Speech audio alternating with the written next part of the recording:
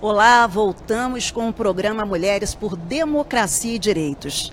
Aqui no Salão Nobre, comigo, ao meu lado, a deputada Margarida Salomão, do PT de Minas Gerais, vice-líder do PT na Câmara. Do outro lado, o Neném, que é do MST, na área de produção.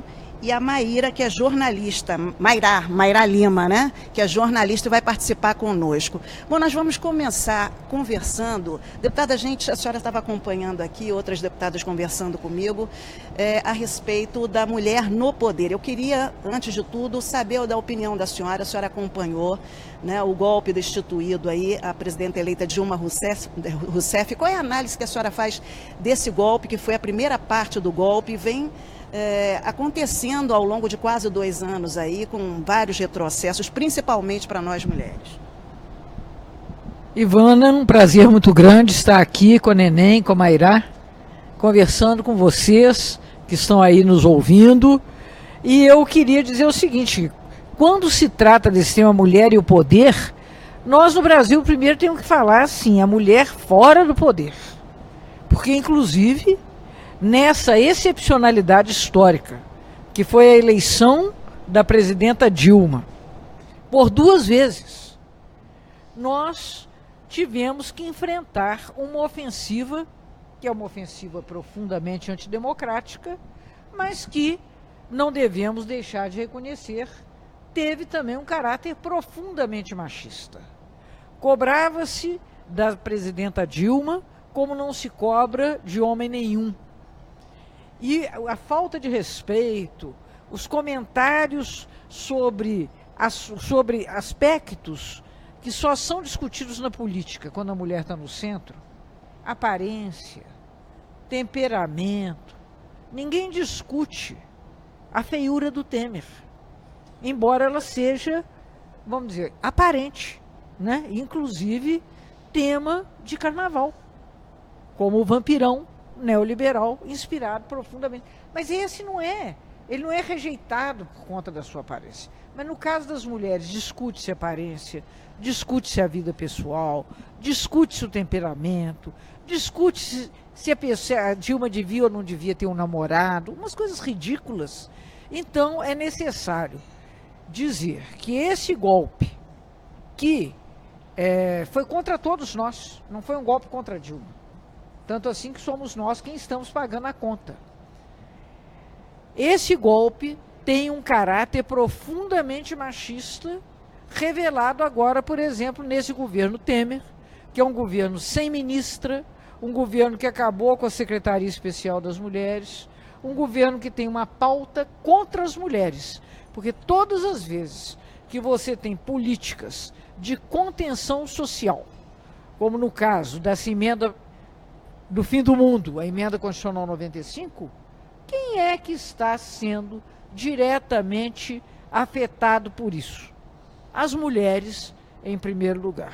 Então, eu não tenho dúvida em dizer que o golpe maligno contra a democracia no Brasil, contra o povo brasileiro, foi também um golpe machista e que, como tal, deve ser denunciado e deve ser combatido. Bom, antes de eu passar para a Neném, que é dirigente do MST na área de produção, eu queria que você curtisse, compartilhasse, comentasse, fizesse perguntas para a gente, para essas mulheres, né, que estão aqui, não só sobre o golpe, mas sobre as reformas, sobre as privatizações. Porque é importante que a gente esteja junto nessa luta. O 8 de março é um dia de luta, um dia de resistência. Não só o 8 de março, né? Mas o dia a dia da gente, que não é só a profissional, o jornalista, a política, mas a dona de casa, a você que trabalha no campo, na cidade. Então compartilhe com a gente e participe dessa discussão. Neném, fale um pouquinho do seu trabalho. Eu queria que você também falasse a respeito desse golpe. Qual é a avaliação que você faz como dirigente do MST, como mulher, desse golpe que é contra o trabalhador brasileiro e que afeta principalmente a nós mulheres? Pode pegar esse microfone que está ao seu lado, por favor. Boa tarde. Boa tarde. Se a gente analisar essa questão do golpe, eu acho que é importante analisar também de onde eu venho. Eu sou cearense, assentada da reforma agrária, negra, E como sempre, as mulheres, nesse processo da produção no campo, a gente é muito invisibilizada. A gente não é visto a produção. Os homens é sempre quem produz e as mulheres ajudam. A gente demorou muito tempo na reforma agrária para termos o cadastro no nome da mulher. Porque o homem era o cadastrado, a mulher não aparecia. Com o governo Lula, a gente entrou no cadastro das mulheres a partir da luta também das mulheres. Com a presidenta Dilma, a gente entrou como titular no cadastro. E mais que isso, em caso de separação, quem ficaria no lote seria as mulheres.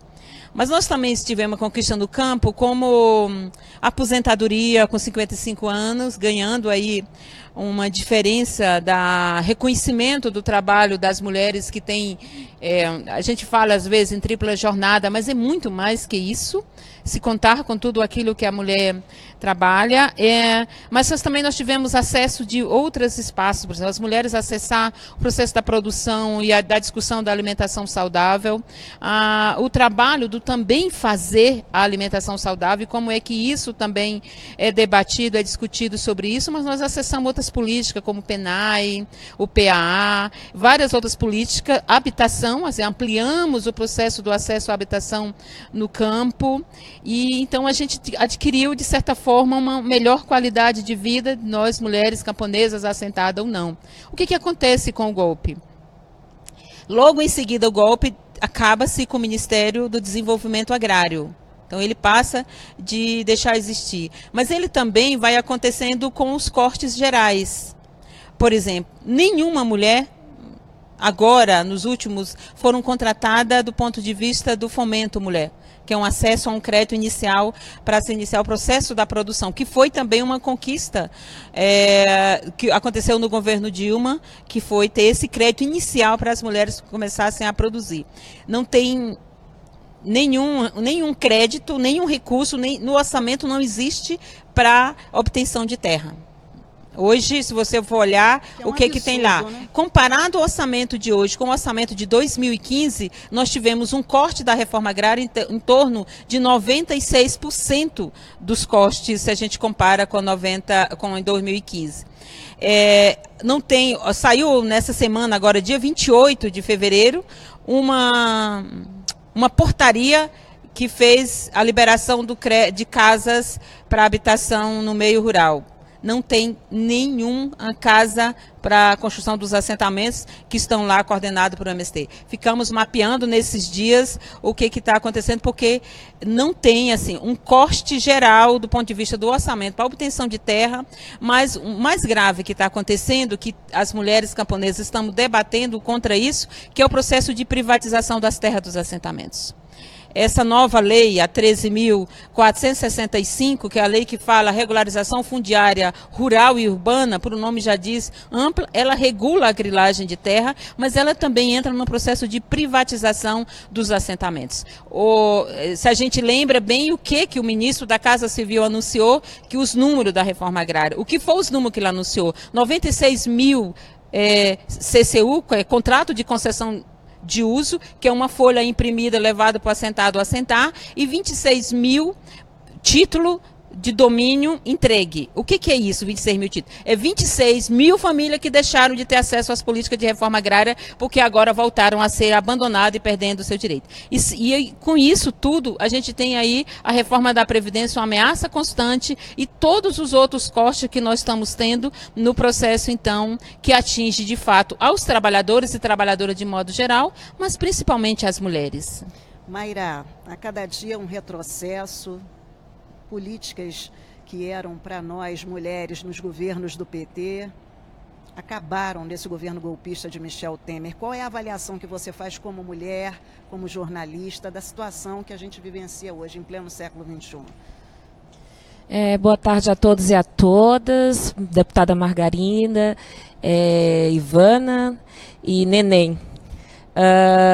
Bom, desse último período, eu acho que o que a gente precisa fazer primeiro uma retrospectiva, não tão para tão longe, mas uma retrospectiva importante que a deputada Margarida já iniciou, que é o caráter misógino do golpe. A partir do momento que você tem um processo político pelo qual você destitui uma presidenta que foi legitimamente eleita da forma como ele aconteceu, a partir dos questionamentos que foram feitos, que passaram muito longe da real denúncia, que ainda assim era muito de precária constituição de provas, etc., mas a partir do comportamento da presidenta, ou mesmo das formas de como uma mulher governaria, ou até mesmo do incômodo real que existia de uma mulher presidenta, eu acredito que, em primeiro lugar, a gente tem que analisar qual é esse impacto, até para a autoestima do conjunto das mulheres brasileiras. Porque eu lembro bem que da primeira eleição da Dilma enquanto presidenta, houve várias matérias, tiveram reportagens que tratavam justamente sobre o lugar da mulher na política, mas também as conquistas do mercado de trabalho das mulheres brasileiras em geral, e o que significava você eleger uma mulher presidenta da República. Crianças, meninas se viam naquela figura, não só porque ela era a Dilma do PT, enfim, o PT que renovava o seu mandato, mas também o lugar máximo da política em que uma mulher nunca tinha alcançado até então. E Dilma alcançou. E ela foi reeleita e ela foi deposta. Qual é o recado que se dá? Que aquele lugar não é o lugar da mulher. Não é um lugar que, mesmo que conquistado, ele não permanece, porque a política continua muito masculinizada, com ambientes extremamente voltados para uma vivência que é do homem e não é da mulher. Hoje mesmo eu ouvi um dos discursos parlamentares de uma deputada, agora eu não vou lembrar o nome, e ela citou uma coisa que me chamou a atenção.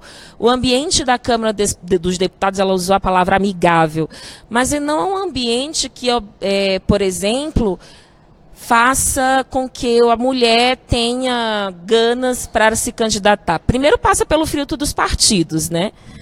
Assim, são poucos os partidos que têm, de fato, uma deliberação real de financiamento de campanha de candidaturas de mulheres. E isso é um fator extremamente importante, se você quiser ter, de fato, uma mulher presente nos espaços políticos.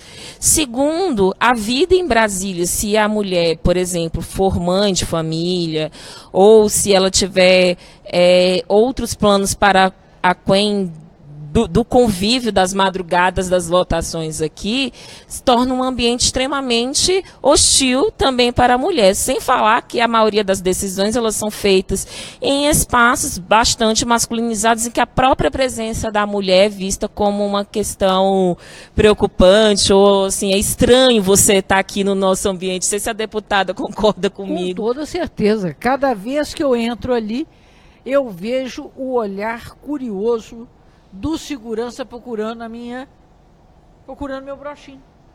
Porque eu não pareço uma deputada. Um deputado é um homem de terno. Isso é um deputado, é um homem de terno. Então, uma mulher, e que não anda toda emperequetada como eu não ando, então não parece uma deputada. E eu quero dizer a você, confirmando o que você está dizendo, o sentimento aqui na Câmara, isso aqui é um grande clube masculino. As maneiras, as relações sociais, não estou dizendo as relações sociais de classe, estou falando as relações sociais de convívio, são claramente hegemonizadas pelos homens. Vamos fazer uma experiência, vamos simular, vamos imaginar que metade dos 513 fossem mulheres. É lógico que as condutas seriam diferentes. Aquele empurra-empurra, aquele cotovelamento, aquela agressividade, certamente seria diferente, porque a sociabilidade feminina valoriza outros modos, outras maneiras. Então, eu não tenho dúvida de dizer que essa é uma casa profundamente hostil às mulheres. E não é por acaso que é muito raro você ter mulheres em posição de direção, na mesa, inclusive. E quando tem, são tratadas como se fossem bibelôs. Porque, olha que gracinha, uma mulher aqui. Então, desprezando todos os valores da convivência democrática, da equanimidade, do respeito, tá certo? Porque às vezes você ser tratado com excesso de gentileza também marca, com certeza, marca que você está fora do lugar. Então, é exatamente essa, vamos dizer, essa cultura eminentemente masculina que não só, como você disse muito bem, desencoraja outras mulheres a virem fazer essa jornada, como também inibe aquelas que já estão aqui a ter uma vivência plena. Isso é uma coisa que você... Quem assiste TV Câmara, uma mulher tomando a palavra, ela, em geral, é hostilizada. Em geral, ela é hostilizada. Começa aquilo. Vamos votar! Começa a falar Chega! alto. Tá certo? E como a voz das mulheres é diferente, quer dizer, em geral é mais aguda, ou é mais estridente, de todo modo você tem um timbre diferenciado. Isso é mais uma marca de um desempenho fora do seu lugar.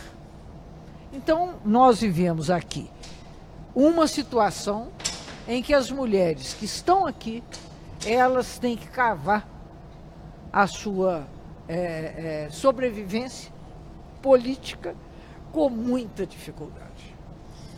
Deputada, pode segurar. Eu queria continuar conversando com a senhora um pouco aqui sobre as reformas, né? Nós acompanhamos aqui, nós jornalistas, vocês com os trabalhos de vocês, a bancada do PT, da esquerda, firme e forte. Qual é a avaliação que a senhora faz? A senhora citou a PEC, né? A PEC dos gastos, aí com menos recursos para a saúde, para a educação. A gente está vendo esse questionamento aí em relação ao golpe nas universidades. A senhora, como ex-reitora, qual é a avaliação que a senhora faz? E dos impactos na vida das mulheres, dessas reformas trabalhistas, que já foi votada e está voltando aqui para o Congresso Nacional, e a reforma da Previdência, que por enquanto está de fora, mas está na pauta política. Ivana, eu quero comentar em primeiro lugar que o adiamento da reforma da Previdência é uma vitória. É uma vitória dos trabalhadores, das trabalhadoras. Eu me recordo, no fim do ano passado, das companheiras e companheiro Frei Sérgio, que vieram para cá fazer greve de fome e criaram uma espécie de constrangimento moral à presidência da Câmara, aos demais deputados, que eles diziam: nós estamos passando fome agora para evitar que outros passem depois. Então, essa luta ilustrada por esse desempenho heróico é alguma coisa que a gente precisa valorizar. Porque se nós ficarmos só assinalando as nossas derrotas, as pessoas desistem. Então, primeiro, nós ganhamos essa. Outras coisas, a reforma trabalhista. A reforma trabalhista é a reforma que já estava votada no governo Fernando Henrique. Ela foi desengavetada. É preciso saber disso. Ela não tramitou plenamente aqui. Aqui nós temos resistido. Nós temos resistido às privatizações. Essa emenda da morte, essa emenda constitucional do fim do mundo, ela foi votada logo no período em que ainda havia uma lua de mel do Temer com os golpistas que o colocaram nesse triste lugar que ele hoje ocupa. Então, isso, claro, tem um impacto tremendo. Eu acho que cortes nas políticas de educação, de saúde, de segurança, de assistência social, de assentamento agrário. Aliás, ano passado é o primeiro ano em décadas em que não foi feito nenhum assentamento, nenhum, meus amigos e minhas amigas, nenhum. Então, e mais com as ameaças que estão aí postas, que a Neném, com tanta clareza, resumiu para nós. Então, nós estamos vivendo um período de muita dificuldade. E consideramos que havia uma perspectiva de, com a eleição no fim do ano, nós encurtarmos o golpe. Há uma tentativa de tirar o presidente Lula da eleição. Isso é outra parte do golpe. Está chegando a deputada Érica Cocai, nossa companheira, que também vai participar dessa conversa. E você estava lá no negócio da Eletrobras, Érica? Porque agora, nesse momento, tem uma comissão funcionando com o propósito de privatizar a Eletrobras. O pacote das privatizações, né, deputada? É um absurdo. Sim, mas a Eletrobras, ela tem um significado para todos nós, com certeza, que é de fato uma coisa terrível.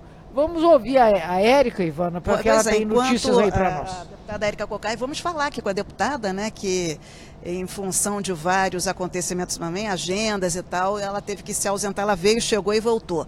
Ela é vice-líder do PT na Câmara e é a nossa coordenadora de deputadas do PT na Câmara, com muito orgulho, né, Érica? É um prazer estar aqui. É um prazer estar aqui com a Margarida, estar aqui com a Neném, que é representante do movimento social, do movimento Sem Terra, e estar aqui com vocês fazendo essa discussão.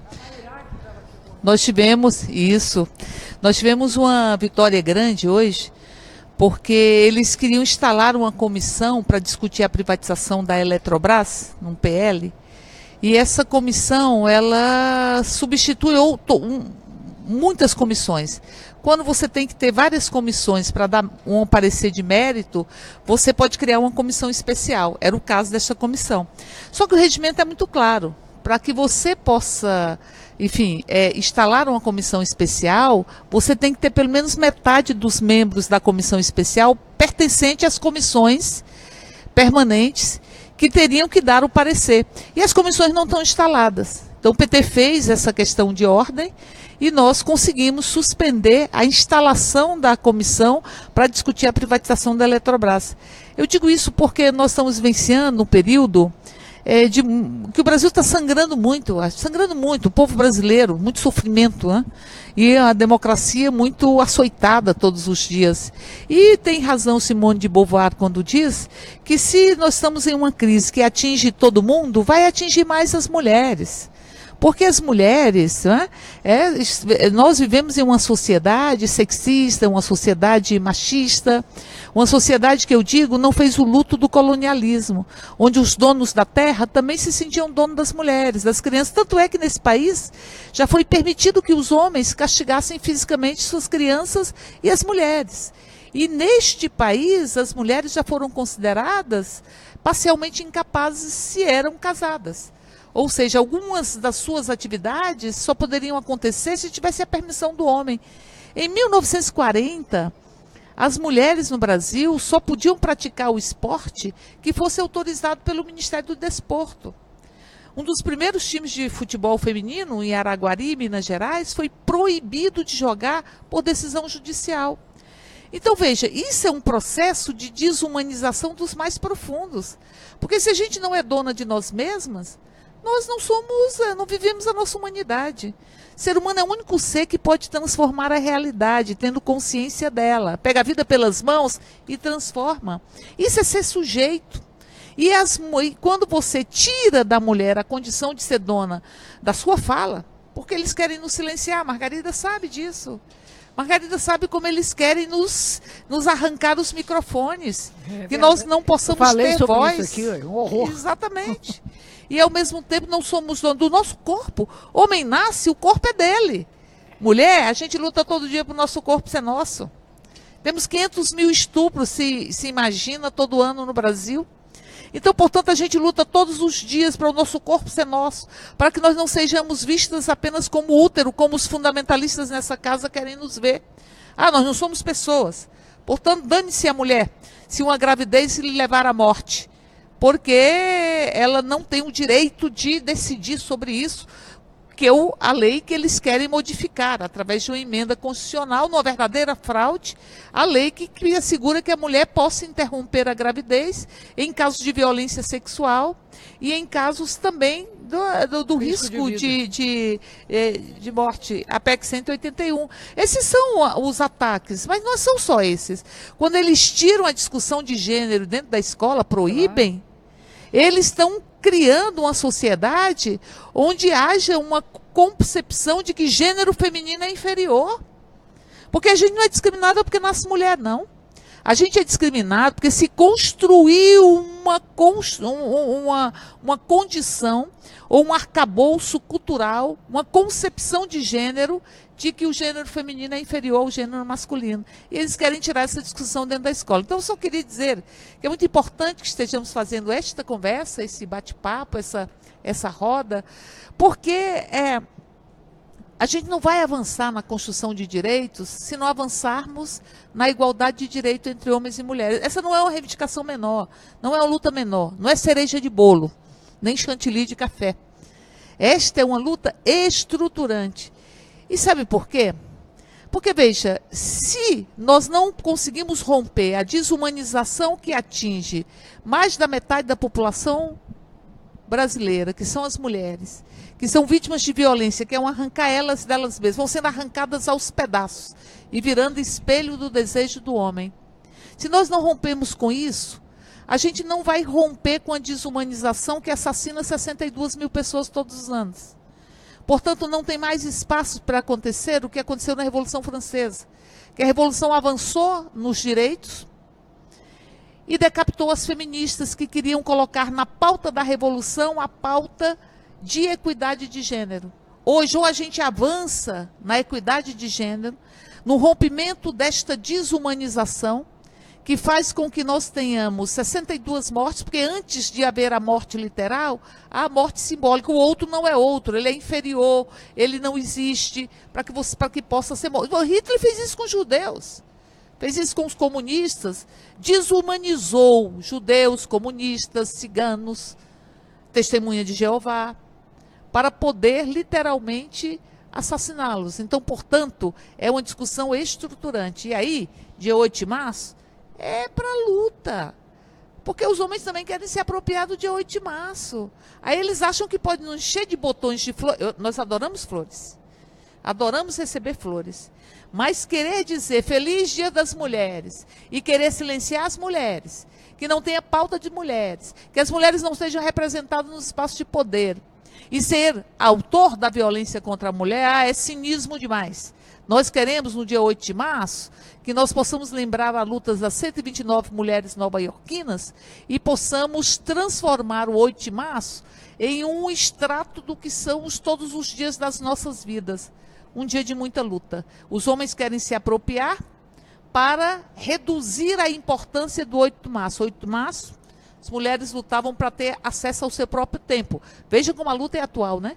Porque agora se aprovou o trabalho intermitente, que vai atingir mais as mulheres, que são as que mais são desempregadas, que mais têm os empregos precarizados.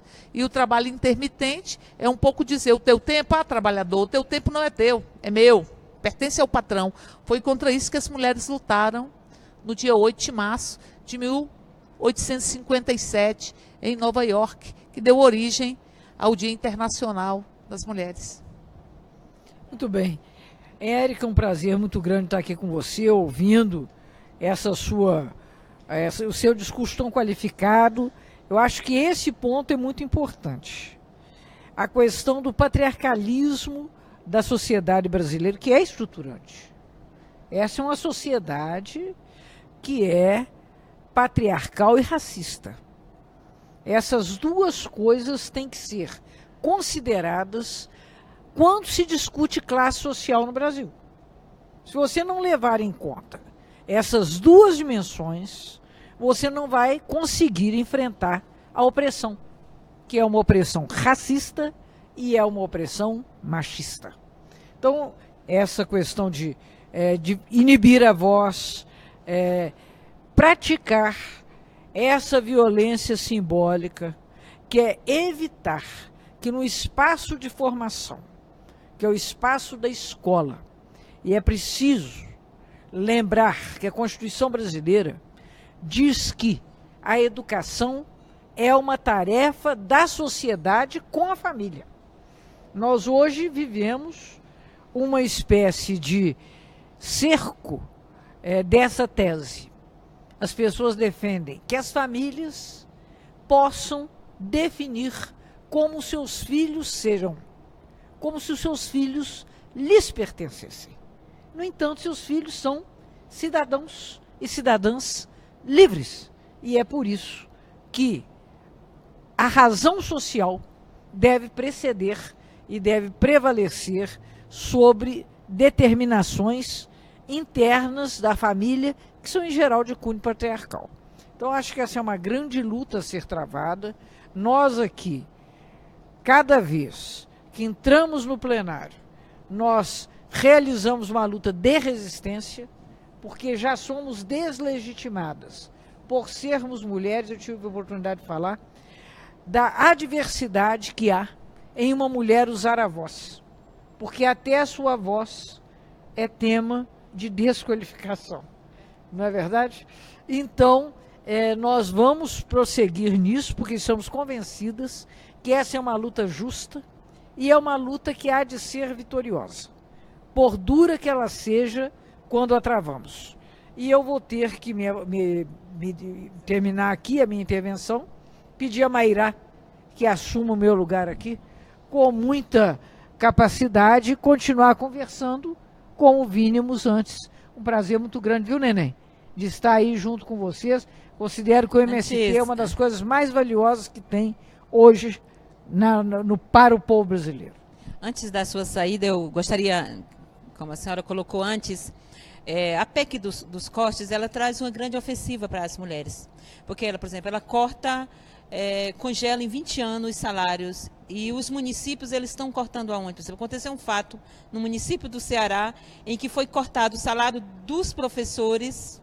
Que isso? Em 50%. Mas eu não digo era das professoras. Claro. Porque quando se fala em professoras municipais, 80%, 90% são mulheres. Então, eles cortaram primeiro aonde? Nisso. E as mulheres, e houve, então, uma grande manifestação e a ação judicial que suspendeu, portanto, tivemos uma vitória agora, que suspendeu esse absurdo. Mas estão suspendendo o quê? A saúde, claro, né? O acesso a outras políticas sociais, que quem sofre mais com isso é as mulheres. Sem dúvida. Por exemplo, quando o golpe hoje privatiza os bens da natureza, quem é que sofre por não ter água? Claro. Eu sei, por ser nordestina, o que é acordar às 5 da manhã para ir carregar água para trazer para casa. São as mulheres. Quando corta o recurso para a cisterna, a gente não conta, mas 1.400.000 cisternas armazena hoje 22 bilhões de litros de água que são divididos por essas famílias que evitam de milhares e milhares de mulheres estarem carregando água hoje na cabeça para beber. São coisas simples, mas não tem hoje um centavo para construir cisterna para isso. Então, essa questão do entreguismo do meio ambiente, da destruição com grande uso de agrotóxicos, tudo isso vai provocando isso. E eu concordo muito com isso quando se trata dessa sociedade machista, que todo mundo diz, a luta aqui é uma luta de classe. Mas quem dirige a classe são os homens. Portanto, é uma luta de classe, mas é uma luta de gênero, é uma luta também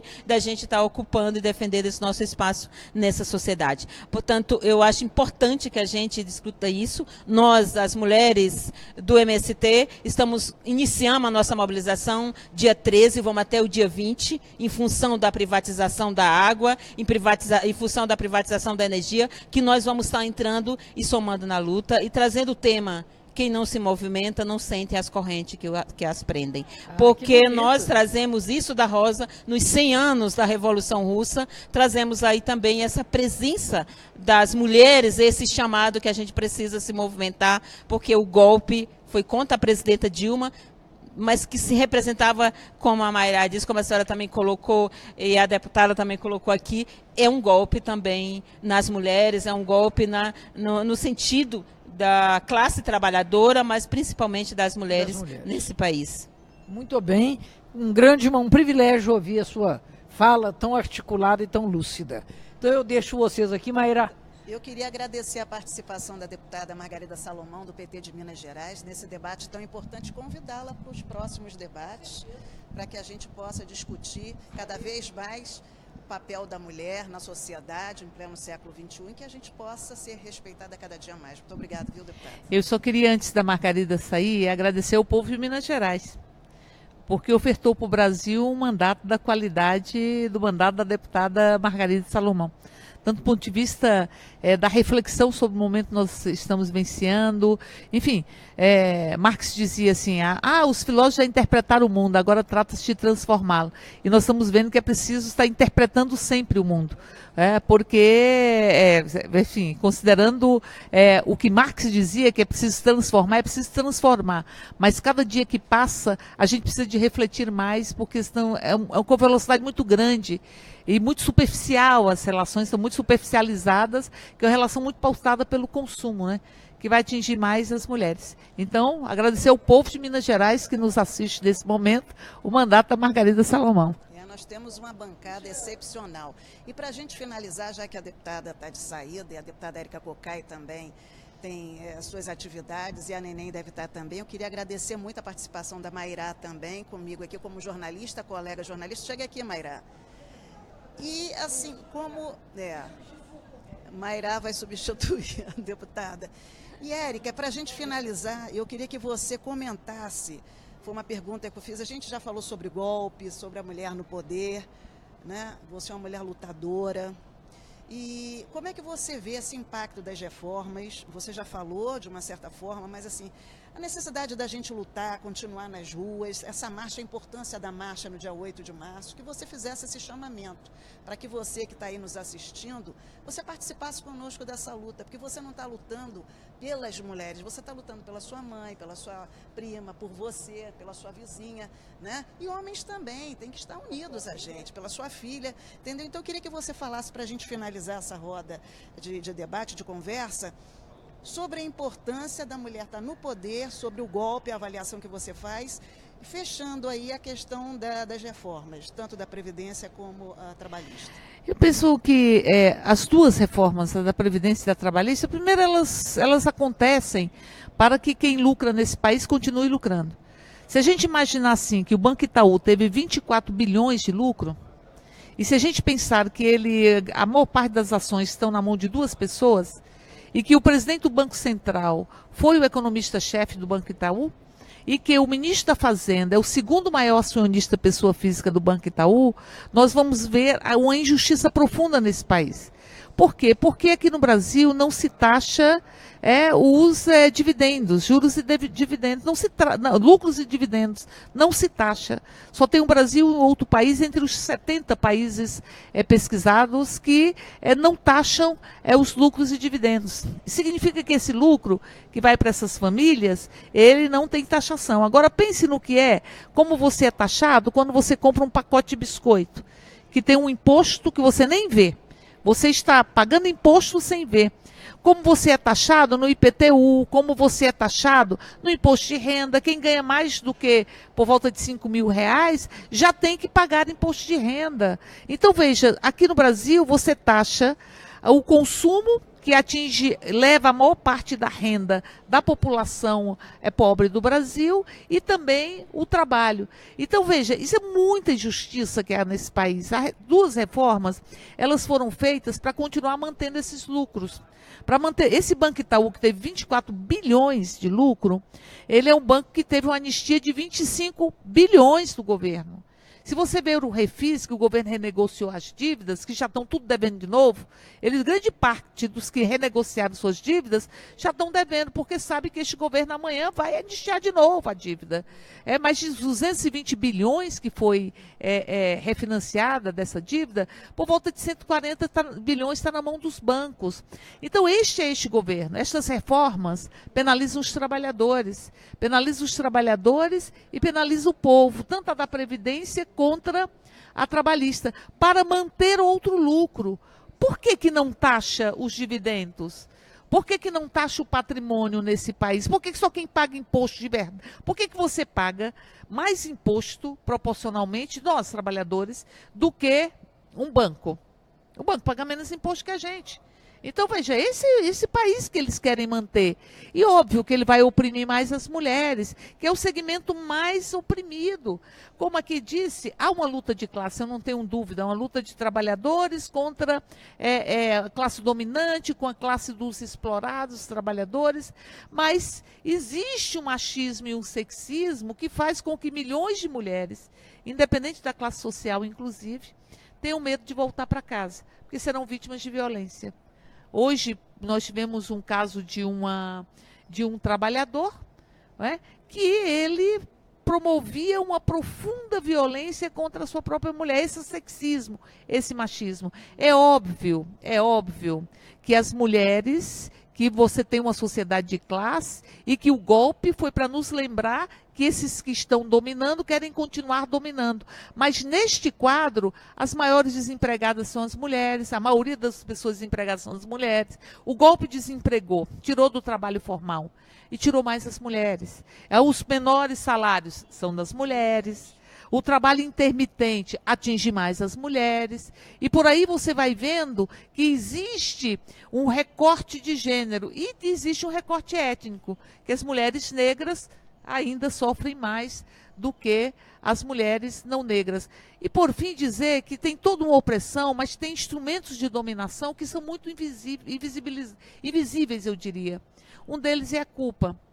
Quando a gente fala aqui que tem que ter mais mulheres, e é importante que as mulheres, neste ano de eleições, elas disputem as eleições, para que nós possamos romper a subrepresentação feminina e exijam dos partidos, porque nós estamos exigindo dentro do PT, temos pela primeira vez uma presidenta mulher no PT, e a presidenta mulher, ela tem um olhar diferenciado do que representa a equidade de gênero, mas que se exijam condições de disputa, não apenas que as mulheres venham a disputar, mas que possa se ter as condições de disputa. E o instrumento invisível é a culpa, né?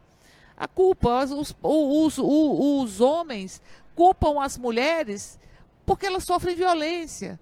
Quantas vezes as mulheres se sentem culpadas porque sofrem violência doméstica? Ou se sente culpada porque ela perdeu o menino para as drogas. Ou se sente culpada porque o filho adoeceu. É como se a gente tivesse ditaduras da perfeição, tivéssemos que ser perfeitas. Disputa o mercado de trabalho, mas seu filho não pode adoecer, você tem que estar disponível para o seu marido, a sua casa não pode estar suja. Então são as ditaduras da perfeição que levam muita culpa. As mulheres se sentem culpadas quando os meninos se perdem para as drogas ou quando estão nas grades. E quantas vezes eu vi mulheres que chegavam e diziam, com os filhos presos, e diziam, onde foi que eu errei? Via de regra, ela não errou em nada. E os homens hoje dizem, vocês que não querem participar da política, que é isso? Tem a dupla jornada, tem a tripla jornada, porque o espaço público a gente está assumindo com muita garra e determinação, mas os espaços domésticos ainda são majoritariamente ocupados pelas mulheres, que têm a dupla e a tripla jornada e não têm a condição de ocupar os espaços públicos. Por isso, no dia 8 de março, vamos às ruas.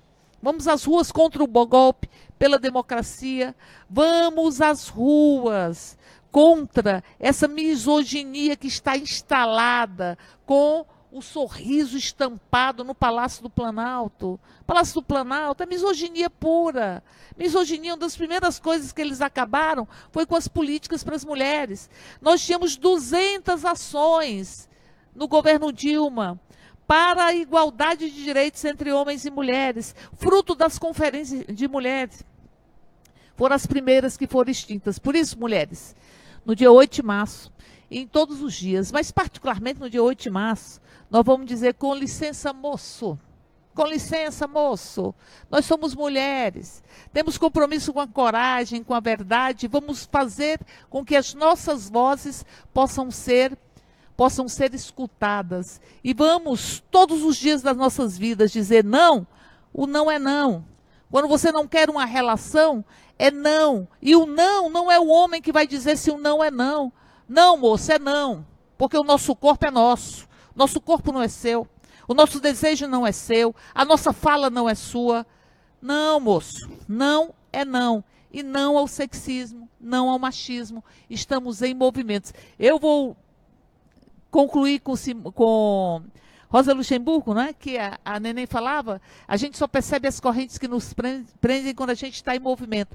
Mas ela também dizia que a gente luta por uma sociedade onde sejamos socialmente iguais, humanamente diferentes. e detentores da mais profunda liberdade. E dizia que nada nos assujeite, que nada nos submeta, e que a liberdade seja a substância das nossas vidas. Pois então, de 8 de março, liberdade como substância das nossas vidas. E ao mesmo tempo, no dia das eleições e em todos os dias dizer, nós queremos mulher. Mas não basta ser mulher, não é? Porque tem muitas mulheres aqui eleitas pelos sobrenomes, por dinastias, e mulheres que não fazem a luta como mulheres. Mas eu me calo com Bachelet, que diz, quando a mulher entra na política, muda a vida da mulher. Mas quando muitas mulheres entram na política, muda a política. É isso aí, essa foi a participação da deputada Érica Cocai, do PT do Distrito Federal, coordenadora de deputadas do Partido dos Trabalhadores.